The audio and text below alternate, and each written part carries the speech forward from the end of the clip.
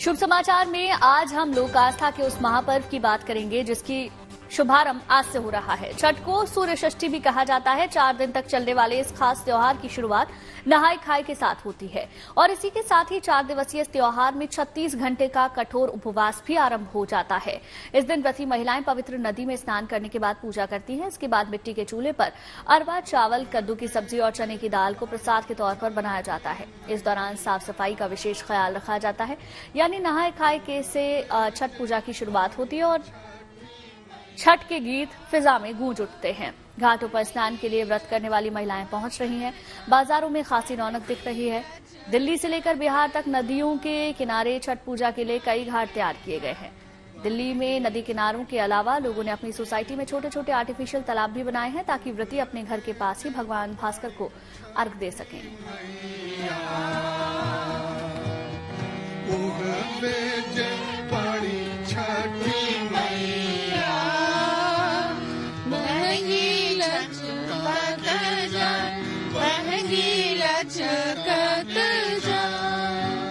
इस महापर्व पर गीतों का बड़ा महत्व है। इन गीतों में लोक आस्था के रंग हैं, परंपराओं से जुड़ने का संदेश है और कुदरत से करीबी का एहसास भी है। सुनते हैं कुछ गीत।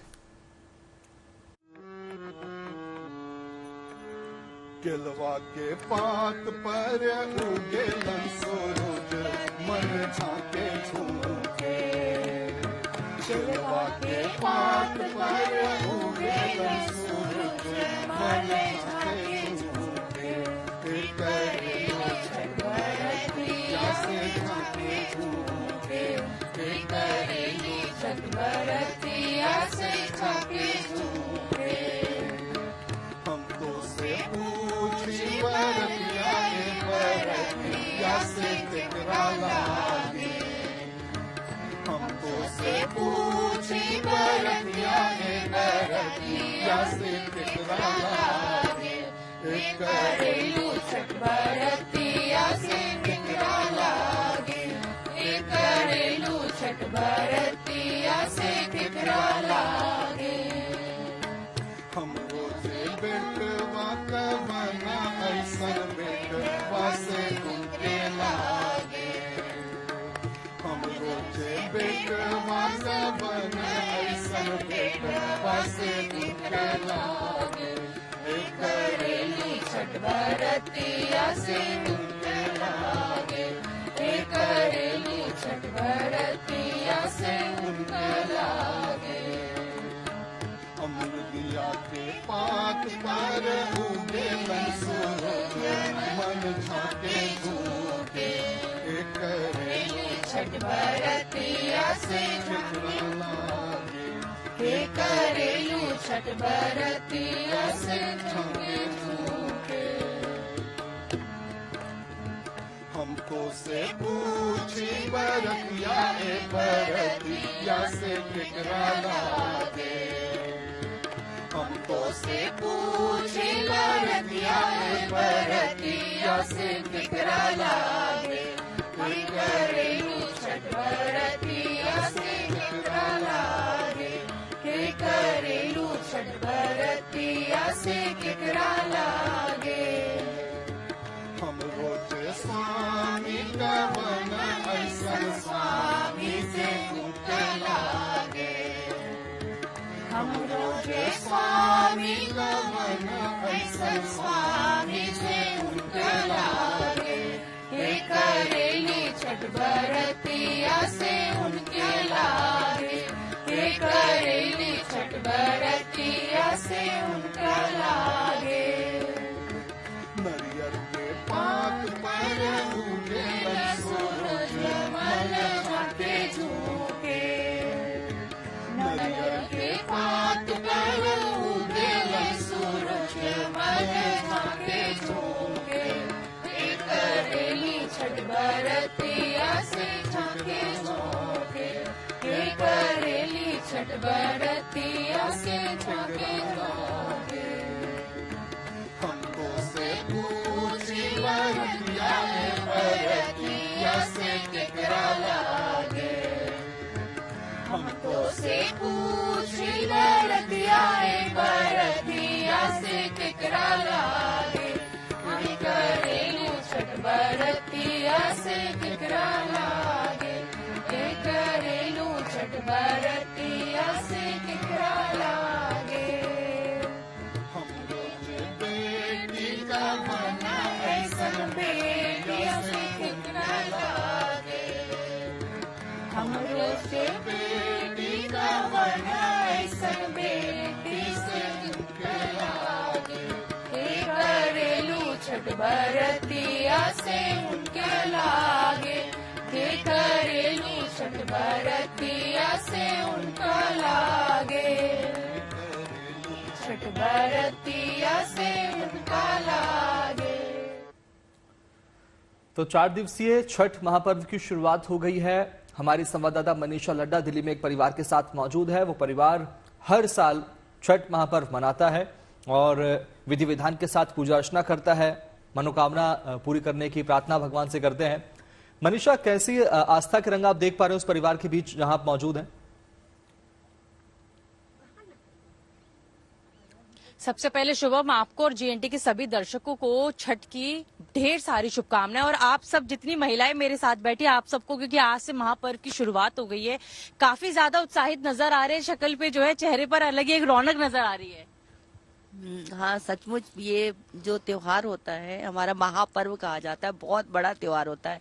और जो व्रत करती हैं वो 3 दिनों तक लगातार व्रत करती हैं। पहला व्रत जो होता है वो नहा खा होता है। इट मीन्स जो सब कुछ मतलब एकदम बिल्कुल शुद्ध हो जाती हैं औरतें, नहा लेती है उस दिन, और मतलब बिल्कुल दाल चावल और घिया की सब्जी, तो बेसिक चीजें वो चीज बनाई जाती है। लेकिन नहाए खाए से आज जो है महापर्व की शुरुआत हो गई है, तो वो उनका शुरुआत हो जाती है। तो आज सबके सब अब नहा के एकदम फ्रेश हो गए हैं। घर की भी धुलाई मैंने देखी है। अच्छा, कहा जाता है कि आज के दिन जो है बाहर तालाब में या नदी में जो है स्नान किया जाता है, तो आप लोगों ने घर में ही किया या कुछ? लोगों ने घर में ही किया, क्योंकि वहाँ पे बहुत गंदगी है और वहाँ जाने की अनुमति नहीं है हमें।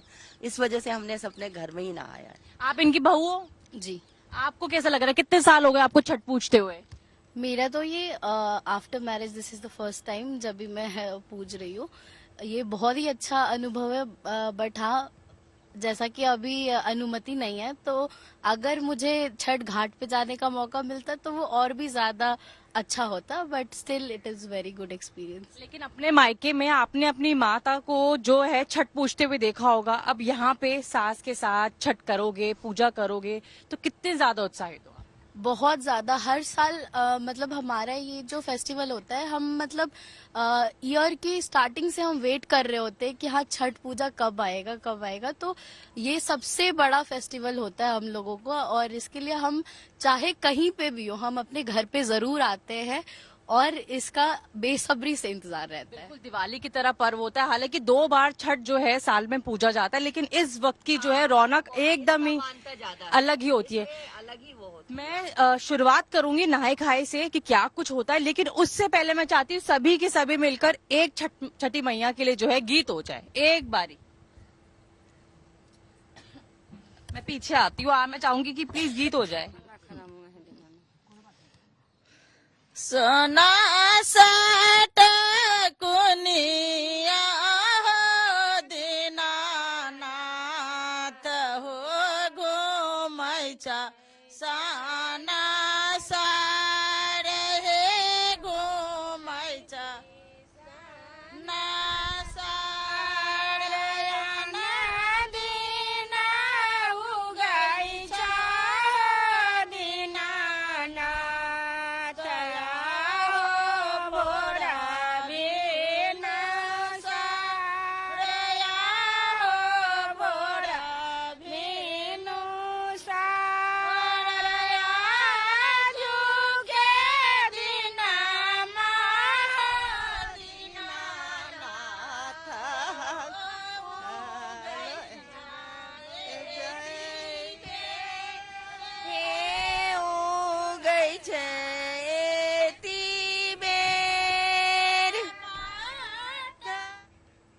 बिल्कुल बिल्कुल मनीषा, तो छठ के जो रंग हैं वो लगातार हम अपने दर्शकों को दिखाते रहेंगे। आप हमारे साथ बने रहिए। और जो लोक गीत गाया जाता है, लोक आस्था का ये पर्व है, हमारी धरती को पूजने का ये पर्व है और इसी तरीके से इसकी शुरुआत भी हो गई। सबसे बड़ी बात है कि शुद्धता बहुत ज्यादा मायने रखती है इसमें। बिल्कुल, शुद्धता के साथ साथ भगवान सूर्य की उपासना, और माना जाता है कि भगवान सूर्य से हमें सारी शक्तियां प्राप्त होती है, उनकी किरणों में ही बहुत सारी शक्तियां होती है, और 36 घंटे का व्रत तो काफी कठिन होता ही है। बिल्कुल बिल्कुल ठीक बात है।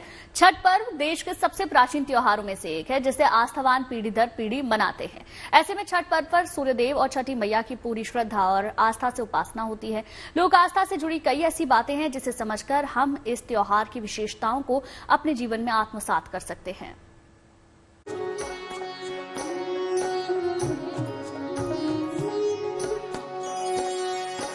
अंगना में पोखरी खानायब छठी मैया। सूर्य उपासना का महापर्व छठ पूजा, जिसको कहीं सूर्य षष्ठी, कहीं डाला पूजा, कहीं डाला छठ के नाम से भी पुकारा जाता रहा है। नाम भले ही अलग अलग हैं, मगर उद्देश्य यही कि छठी माता सभी पर शुभता का आशीर्वाद बरसाएं। छठी मैया तनया, छठी मैया तनया। लोक आस्था का ये वो महापर्व है जिसको मनाने के लिए भगवान और भक्त के बीच तीसरा कोई नहीं।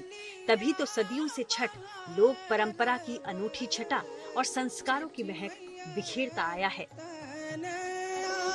छठी मैया तनया, अचरा से गलिया बाहर। 4 दिन के उपवास वाली छठ पूजा में सूर्य देवता और छठी माता की पूजा का विधान है, जिससे जुड़े कई धार्मिक, आध्यात्मिक, सामाजिक और वैज्ञानिक पहलू भी हैं, जो इस त्योहार को लोक आस्था का अनूठा संगम बनाते हैं।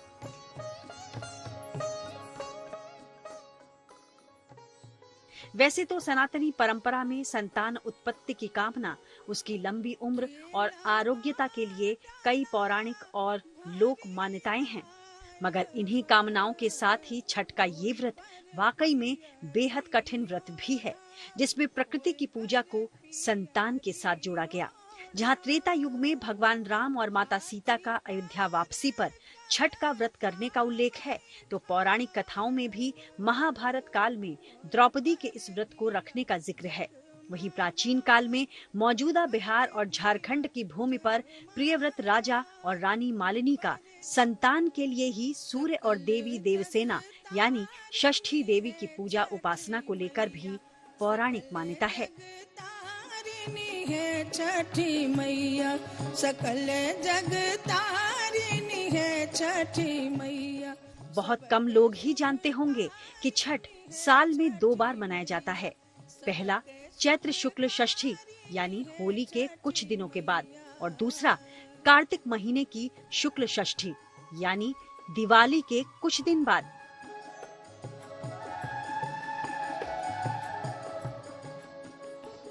सूर्य, जिनको सनातनी परंपरा में ईश्वर का दर्जा मिला हुआ है, और क्योंकि धरती पर रहने वाले हर जीव को उन्हीं से जीवन और ऊर्जा जो मिलती है, इसी वजह से छठ पूजा में सूर्य उपासना का विशेष विधान है।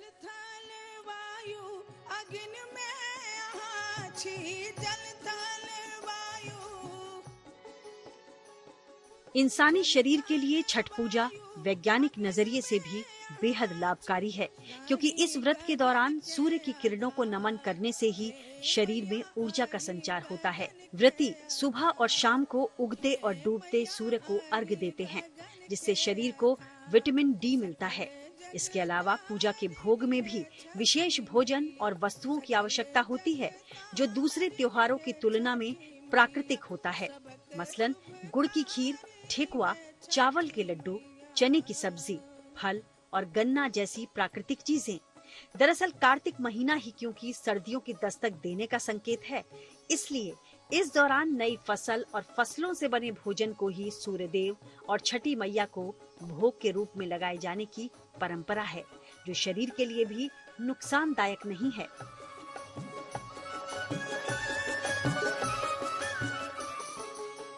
लोकास्था के इस महापर्व में जाति धर्म वर्ग की कोई जगह नहीं। शायद इसलिए भी ये पर्व समाज को एकजुट करने वाला रहा है। एकता और भाईचारे का प्रतीक बना हुआ है। अमीर हो या गरीब, इस महापर्व में सभी बराबर हैं। सूर्य देव की कृपा सब पर एक समान बरसती है। हे मैया नहीं जानी bureau report, good news today. नहीं जानी पूजा पर सबसे कठिन व्रतों में से एक माना जाता है छठ पर्व को मनाना, इस व्रत को करना, इस पूजा को संपन्न करना और पीढ़ी दर पीढ़ी ये आगे भी बढ़ता है। मनीषा हमारी संवाददाता हमारे साथ बनी हुई हैं। मनीषा, आपके साथ में जो महिलाएं मौजूद हैं उनसे जरा इस पर्व की महिमा के बारे में पूछिए, क्योंकि जब भी मैं कवरेज करने के लिए गई हूं तो लोग बताते हैं कि जो मन्नत रख के वो इस व्रत को करते हैं उनकी वो मनोकामना जरूर पूरी होती है। इसके बारे में जरा जानिए और बताइए। बिल्कुल गुंजन, अभी मैं यहाँ की महिलाएं से वही मैं पूछ रही थी, उन्होंने बोला कुछ भी मांगो, चाहे आप धन, सुख, समृद्धि, संतान की प्राप्ति, कुछ भी छठी मैया से मांगोगे तो वो सब चीजें मिलती है। लेकिन मैं आपसे पूछना चाहूंगी कि महिमा क्या है, कितने लोग जो है इस दिन का इंतजार करते हैं, हर एक चीज जो मन में उनकी होती है वो माता सूर्य भगवान और छठी मैया से मांगते, तो मुझे महिमा के बारे में बताइए आप। जो छठी मैया से मांगते हैं, लोगों का ये ध्येय है, वास्तव में ये चीजें हैं, जो चीजें मांगते हैं हम वो पूरा होता है छठी मैया से। ऐसे ही एक बार मेरा लड़का का एक्सीडेंट हुआ था, तो मैंने कहा, मतलब मेरा 6 साल हो गया था, मतलब 5 साल का वो अगर मानते हैं ना तो 6 साल करना पड़ता है। मतलब मैंने छोड़ा था, छोड़ दूंगी, लेकिन मैंने देखा उसकी हालत, में जब सुन रही थी और रास्ते में जा रही थी उसके कॉलेज, तो मुझे लग रहा था, मैं कह रही मैं दोबारा करूंगी आपको और करती रह जाऊंगी मैं व्रत हमेशा। और वास्तव में मैंने देखा, उसको देखा तो मुझे ये लगा कि हाँ, छठी मैया ने मेरे बच्चे को बचा लिया। और जो सिचुएशन थी उसकी गाड़ी की, तो कोई भी नहीं कहता कि वो बचने वाला है। वो सिचुएशन वाकई में जो मांगो मन से वो चीज पूरी होती है। लेकिन मैं अगर कहानी पूछूं आपसे कि छठी मैया की क्या कहानी है, किस तरीके से लोगों ने ये व्रत रखना शुरू करा, तो मुझे उसके बारे में बताइए। आप बताइए सर, आप बताइए, क्योंकि यहाँ पे सिर्फ महिलाएं नहीं गुंजन, यहाँ पे पुरुष भी मेरे साथ है और वो भी, उनके लिए भी त्योहार उतना ही मायने रखता है। आप मुझे बताइए। देखिए, ये व्रत जो है ये प्राचीन व्रत है, द्वापर युग से ही ये व्रत होती आ रही है और सर्वप्रथम इस व्रत को कुंती ने किया था। हाँ, सूर्य की बहन रवि षष्ठी, इनका व्रत जो है हम लोग करते हैं और सूर्य की कृपा तो रहती है। सूर्य उदय और सूर्य अस्त, उदय की पूजा तो सारी संसार ही जो है करती हैं और अस्त की जो पूजा होती है, दोनों समय जो आप पूजा करते हैं, तो ये छठ की महिमा है। और व्रती जो है 48 घंटे ही जो है ना मतलब जो है बिना अन्न जल के रह जाते हैं, उपवास।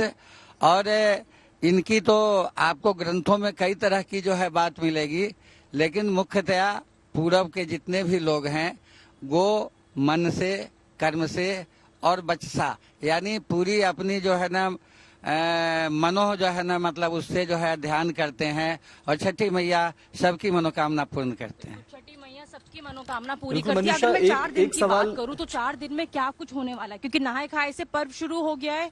हाँ जी शुभ। मनीषा, एक सवाल दिनचर्या को लेकर भी, चूंकि अभी बताया भाई साहब ने कि क्या महिमा है छठी मैया की, लेकिन अब 4 दिन की दिनचर्या काफी कठिन होगी, काफी जटिल होगी और उन्हें बहुत अनुशासन में इन सब का पालन भी करना होगा। क्या कुछ करना होगा 4 दिन तक इन महिलाओं को? 4 दिन का क्या दिनचर्या रहने वाली है? नहाए खाए से चीज की पर्व की शुरुआत, सारी चीजें शुरुआत होती है नहा धो के। जो छठ के व्रती होती है वो नहा धो के बिल्कुल अपने आप को, मतलब हमने समर्पित कर दिया छठ माता को अपने आप। इसका यही मतलब है कि अब हम बिल्कुल छठ व्रती हो गए। और नहा धो के फिर वो वही चावल, दाल चावल और घिया की सब्जी खाते। सेंधे नमक के साथ खाएंगे आप? नहीं, सेंधा नमक नहीं, हम लोग नमक खाते, लेकिन मतलब जो घर में खर्च होता है वो नहीं, बिल्कुल मंगा के बिल्कुल शुद्धता से हम करते हैं पूजा। सबसे मेन चीजें इसमें है शुद्धता। शुद्धता का बहुत ज्यादा प्रयोग किया जाता है इसमें। कल जैसे खरना है तो खरना का क्या है? में सारे दिन हम व्रत रखेंगे और रात में जाके फिर हम खीर बनाएंगे। खीर, हाँ, चाय वाय कुछ भी नहीं, निराजल पूरा रहेंगे हम। 6-7 बजे वही खीर बनता है और वही खीर खाते हैं हम लोग। तो घर के हर एक जो सदस्य है वो रखते हैं या सिर्फ और सिर्फ महिलाएं? जो जरूरी नहीं है, पुरुष भी करते हैं। जो व्रती हैं उन लोगों का ये मेनली होता है। ऐसे कंपल्शन नहीं है कि जितने मेंबर्स हैं उनको निर्जला व्रत करना है, बट जिन्होंने किया है उनको बिल्कुल ऐसा माना जाता है। मनीषा, जो लोग ये व्रत उठाते हैं उन्हीं लोगों को ये व्रत करना होता है। हालांकि अपनी श्रद्धा के अनुसार लोग रख सकते हैं, लेकिन एक बार अगर आप इसे शुरू कर देते हैं तो इसका निभाना जरूरी होता है। बहुत बहुत शुक्रिया मनीषा आपका हमारे साथ जुड़ने के लिए और तमाम जानकारी देने के लिए।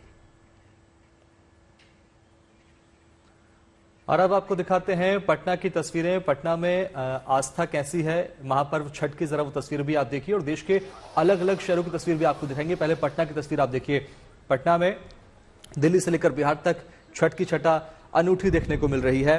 नहाय खाए से आज व्रत की शुरुआत हो गई है और आज से इस व्रत की शुरुआत हुई है। पौराणिक मान्यता और अनंत आस्था का यह पर्व है। सबसे खास बात यह है कि देश के अलग अलग शहरों में, अलग अलग हिस्सों में इस पर्व को मनाया जा रहा है, इस व्रत को रखा जा रहा है। महिलाएं पूरे विधि विधान के साथ इस उपवास की शुरुआत करती हैं। घाटों पर भी विशेष तैयारियां की गई हैं। ये पटना की तस्वीर आप देख पा रहे हैं।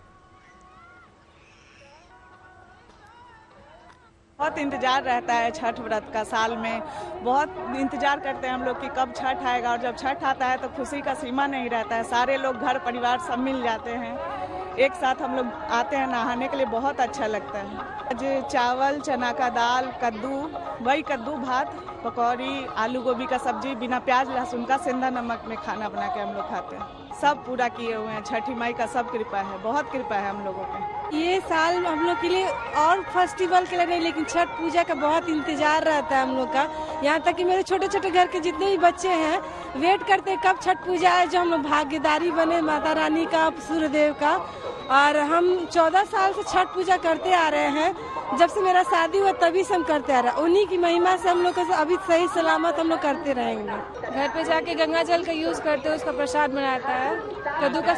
कद्दू का सब्जी बनता है, अरवा चावल, नया अरवा चावल का खीर बनता है, चावल बनता है, और अरहर का दाल का सब्जी, चना दाल का सब्जी दाल बनता है। अब आपको लेकर चलते हैं अमेरिका, जहां आज राष्ट्रपति चुनाव के लिए मतदान है। अमेरिका में भारतीय समय के मुताबिक शाम 4:30 बजे वोटिंग शुरू होगी, जो कल सुबह तक चलेगी, जहां सभी 50 राज्यों में एक साथ वोट डाले जाएंगे।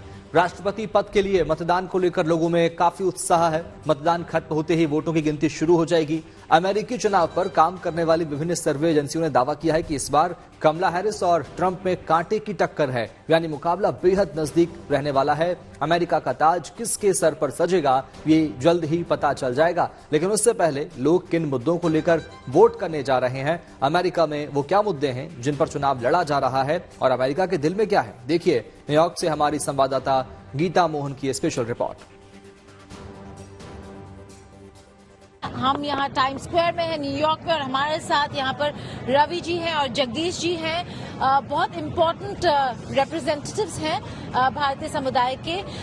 इंडिया 2047 इन्वेस्टर्स फोरम के को फाउंडर है रवि जी, और जगदीश जी यहाँ पे जो इंडियन अमेरिकन कम्युनिटी है उनको रिप्रेजेंट करते हैं, प्रेसिडेंट हैं एसोसिएशन के। जगदीश जी आपसे शुरू करते हैं। ये बहुत ही पोलराइज्ड इलेक्शन है, कई सारे मुद्दे हैं। पहले बताइए इन इलेक्शंस में आज लोग वोट करने निकल रहे हैं, मुद्दे क्या हैं?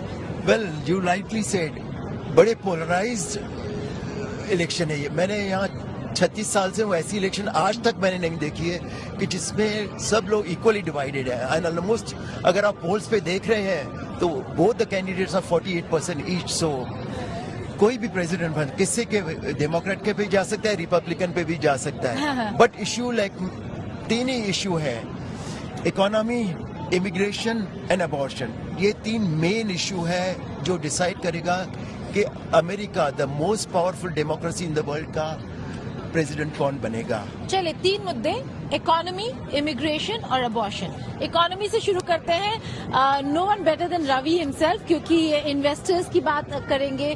भारत और अमेरिका के बीच जो इन्वेस्टमेंट्स होते हैं उसमें बहुत ज्यादा काम करते हैं रवि। रवि बताएं, अगर इन्वेस्टर्स और बिजनेसेस की बात करें तो, और यहाँ पे इन्फ्लेशन की भी बात करें तो बहुत ही बड़ा मुद्दा है इन्फ्लेशन। ट्रम्प वर्सेस कमला, किसका पलड़ा भारी है?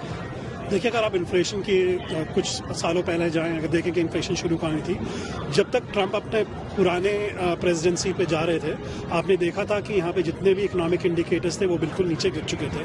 उसका ब्लेम हम कोविड पे भी डाल सकते हैं, ग्लोबल सप्लाई चेन के ऊपर भी डाल सकते हैं, मैन्युफैक्चरिंग में भी डाल सकते हैं। आपको याद होगा कि चिप में बहुत बड़ा कंट्रोवर्सी हुई थी, सप्लाई नहीं आ रही थी पीछे, पर उसको मैं ये ज़रूर बोलूँगा कि हमने उसके बाद देखा कि इस कंट्री में जो हम लोगों ने पहले नहीं देखा था, इन्फ्लेशन 7-8% पहुंच गई थी, जो यहाँ पे बिल्कुल हम देखते नहीं थे, और जो इंटरेस्ट रेट है बिल्कुल ऊपर पहुंच गए थे। मतलब कि we haven't seen that petrol की जहाँ पे आपको भारत में काफ़ी सब्सिडी मिलती है, आपको हम लोग शॉक में थे जब हम लोग गैस भराने जाते थे कि कितना बड़े बड़े नंबर हो गए हैं। गैस भराने जाता तो गैस $2 में गैलन होता था। हाँ। पूरा टैंक 30, 40, $35 में भर जाती थी मेरी गाड़ी। अभी $80 से $100 लगते हैं, इतना फर्क। $80 से $100 एक टैंक भराने में। या अभी अगर गैलन ऑफ मिल्क लो तो इट वाज $2, $2-2.5 में मिलता था, अभी $5 हो गया है। Same you by the eggs और ऑरेंज जूस, जहाँ का मेन कंजप्शन अंडे और जूस ऑलमोस्ट डबल और 2.5 टाइम्स मोर एक्सपेंसिव। तो इन्फ्लेशन इतना बढ़ गया है लास्ट 4 साल में, तो वो हर्ट कर रहा है डेमोक्रेट्स को, बड़ा हर्ट कर रहा है। और आपको लगता है कि वोटर्स इस वजह से परेशान जरूर हैं? बहुत और युद्ध को लेकर भी, क्योंकि उनको लगता है ये जो पैसे हैं, आपका इन्फ्लेशन इतना ज्यादा है, आप युद्ध के पैसे यहाँ पे डाल सकते थे, नहीं, लेकिन आप युद्ध में डाल रहे हैं, तो क्या ये भी एक परसेप्शन है? नहीं, बिल्कुल परेशान है। यहाँ तो मैं न्यूयॉर्क में रहता हूँ, लोग और चीज से भी परेशान है। यहाँ इलीगल इमिग्रेंट्स इतने आ गए, हम टैक्स भरते हैं इतनी सारी, और उन लोगों को सब फ्री में मिल रहा है। यहाँ 5 स्टार होटल में इलीगल इमिग्रेंट्स टैक्स पे कर रहा हूँ, उनको फ्री हेल्थ केयर मिल रहा है, फ्री में 5 स्टार होटल में फ्री में खाना, और मैं यहाँ 15 से 20 हजार हेल्थ इंश्योरेंस साल का पे कर रहा हूँ, उनको टोटली फ्री। अब पिछली बार तो हार नहीं माने, क्या इस बारी अगर उनके खिलाफ होता है रिजल्ट्स, तो क्या ट्रम्प हार मानेंगे? वेल, हार माननी चाहिए, ये बड़ा तो चाहिए, ये डेमोक्रेसी है। उनको भारत से कुछ सीखना चाहिए कि अगर हारते हो तो कंसीड करो, अगर जीते हो तो एंजॉय करो। लेकिन ट्रम्प है तो हम कुछ बोल नहीं सकते, तो हम होप वही करते हैं कि जैसे भी इलेक्शन जाएगा it be a landslide victory. But again, like आप जो बोल रहे थे, in swing state like Pennsylvania, Michigan and Georgia, हमारे भारतीय अमेरिकन का वोट बड़ा इम्पोर्टेंट होगा, क्योंकि ये इलेक्शन डिसाइड करेगा वो 3, 4, 5, 6, 7 स्टेट्स है, और ये 3 स्टेट में भारत की हो तो काफी मेजोरिटी है, तो 10-20 हजार जो वोट है जाएंगे जिसके पास। इसीलिए आपने देखा होगा ट्रंप और बोथ कमला हैरिस दोनों भारतीय इंडियन अमेरिकन को अप्रोच कर रहे हैं कि come to us and vote. देखिए, चुनाव भारत में हो या फिर किसी और देश में, चुनावी मौसम में नेता घर घर जाकर वोट जरूर मांगते हैं। आपको अमेरिका की एक खूबसूरत तस्वीर दिखाते हैं। कमला हैरिस को चुनावी मैदान में प्रचार के लिए उतरी, वो घर घर जाकर लोगों से वोट की अपील करती हुई नजर आई। इन तस्वीरों से अंदाजा लगाया जा सकता है कि अमेरिका में चुनाव टक्कर का है। जहां ट्रंप धुआंधार प्रचार कर रहे हैं, तो वहीं दूसरी ओर कमला हैरिस भी पीछे नहीं है।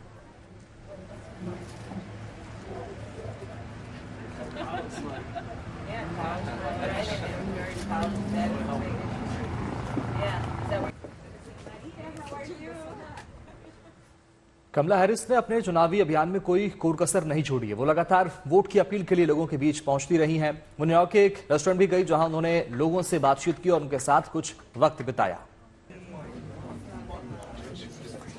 कमला हैरिस लगातार लोगों के बीच पहुंची है, उनसे बातचीत की है, उनके मुद्दे जानने की कोशिश की है और अपना प्रचार अभियान को और मजबूत करती रही हैं।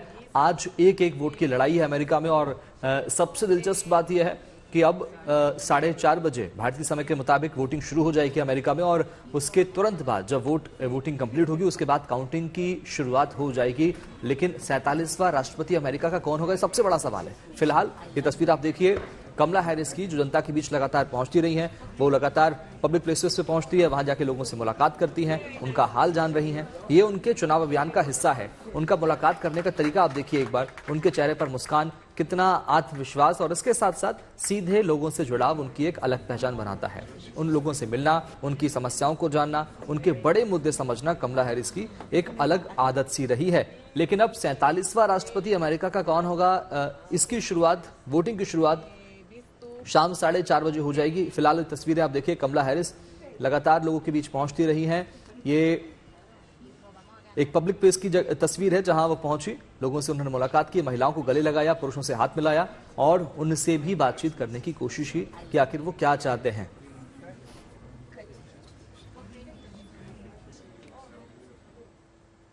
हमारे देश में कोई भी चुनाव हो, तारीख का ऐलान चुनाव आयोग करता है। फिर सबके सामने चुनाव से जुड़ी सभी प्रक्रियाओं के लिए तारीखों की घोषणा होती है।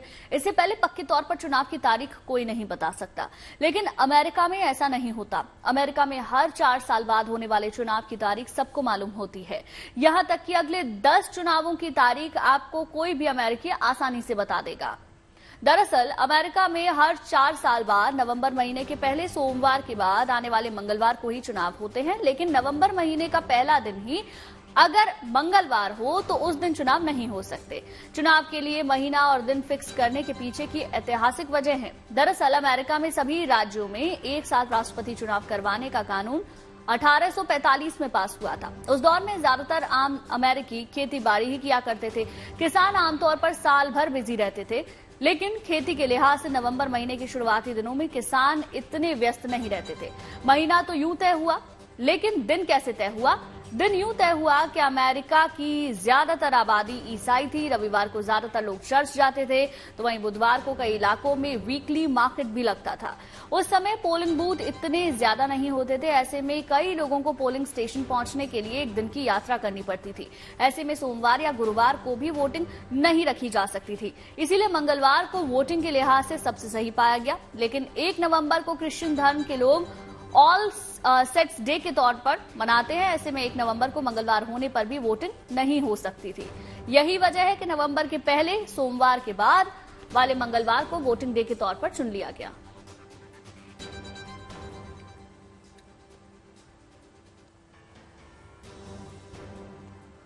और अमेरिकी चुनाव के बाद अब बात कुछ और खबरों की कर लेते हैं। आस्था के सबसे बड़े मेले महाकुंभ की तैयारियां शुरू हो चुकी हैं। महाकुंभ में श्रद्धालुओं की सुविधा के लिए पहली बार गूगल नेविगेशन का उपयोग किया जाएगा। इससे महाकुंभ के दौरान श्रद्धालुओं के लिए घाट, मंदिर, अखाड़े या किसी भी स्थान तक पहुंचना बहुत आसान हो जाएगा।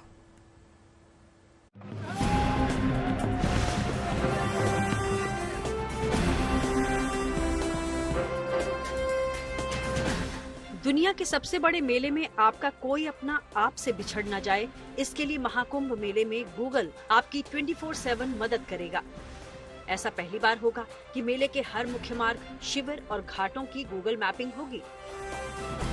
इसके सहारे श्रद्धालु आसानी से अपने कैंप या मनचाही जगह पर पहुंच सकते हैं। पहली बार अपनी पॉलिसी में बदलाव करते हुए गूगल ने नेविगेशन के लिए किसी अस्थायी शहर यानी महाकुंभ मेला क्षेत्र को इंटीग्रेट करने का फैसला लिया है। गूगल और महाकुंभ मेला प्राधिकरण के बीच इसे लेकर करार भी हो चुका है। इसके तहत गूगल महाकुंभ के लिए स्पेशल नेविगेशन तैयार करेगा। इसकी मदद से श्रद्धालु मेले के सभी स्थलों, अखाड़ों और यहाँ तक कि साधु संतों की लोकेशन को भी ट्रैक कर पाएंगे। इस स्पेशल नेविगेशन के नवंबर अंत या दिसंबर की शुरुआत में प्रारंभ होने की संभावना है। नेविगेशन क्या है, अब इसे भी विस्तार से समझते हैं। किसी स्थान पर ले जाने वाले रास्ते की पूरी जानकारी को कंप्यूटर या मोबाइल की भाषा में नेविगेशन या मार्गदर्शन कहा जाता है। पुराने समय में लोग नक्शा देखकर या लोगों से पूछकर अपनी मंजिल तक पहुंचते थे, लेकिन आधुनिक समय में गूगल नेविगेशन के जरिए ये काम बेहद आसान हो गया है। गूगल इलाके का पूरा नक्शा दिखाता है और ये भी बताता है कि कब और कहां मुड़ना है, आपकी मंजिल कितनी दूर है। ये आपको तब तक गाइड करता है जब तक आप अपनी मंजिल पर पहुंच नहीं जाते। आमतौर पर गूगल पूरी दुनिया में बसे शहरों का नेविगेशन देता है, लेकिन पहली बार गूगल ने किसी अस्थायी शहर के लिए ये सुविधा प्रदान करने पर सहमति दी है। इसके तहत गूगल मेले की प्रमुख सड़कों, धार्मिक स्थलों, घाटों, अखाड़ों समेत प्रमुख संतों के स्थलों की जानकारी भी प्रदान करेगा। मेला बसावट के साथ ही गूगल मैपिंग का काम शुरू हो जाएगा। ये मेला 4000 हेक्टेयर में बसाया जाएगा। गूगल और मेला प्राधिकरण के बीच हुए इस समझौते से महाकुंभ में आने वाले करीब 45 करोड़ से ज्यादा देसी विदेशी श्रद्धालुओं को इस तकनीक का फायदा मिलेगा और वो आसानी से अपनी मंजिल तक पहुंच सकेंगे। Bureau report, good news today. वहीं उज्जैन में भगवान महाकाल के नगर भ्रमण की अद्भुत तस्वीरें सामने आई। सावन और भादो की तरह कार्तिक महीने में भी भगवान महाकालेश्वर की रात से ठाट बाट के साथ सवारी निकाली जाती है। महाकाल की कार्तिक मास की ये पहली सवारी थी जिसमें भगवान महाकाल ने भक्तों को मनमहेश स्वरूप में दर्शन दिए।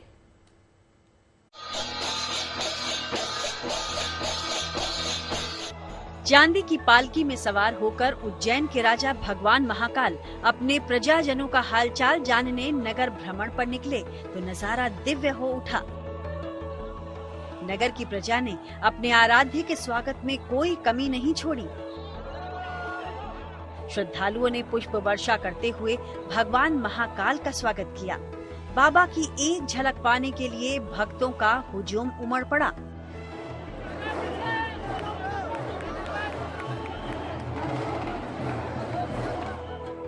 नगर भ्रमण की शुरुआत सबसे पहले सभा मंडप में महाकाल की पूजा अर्चना के साथ हुई।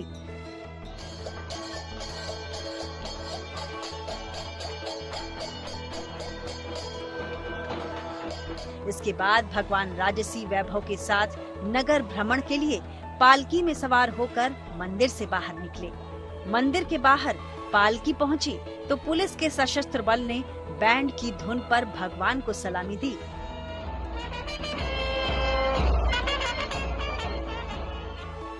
महाकाल की सवारी में श्रद्धालुओं के अलावा पुलिस बैंड, घुड़सवार दल, सशस्त्र पुलिस बल के जवान भी शामिल हुए।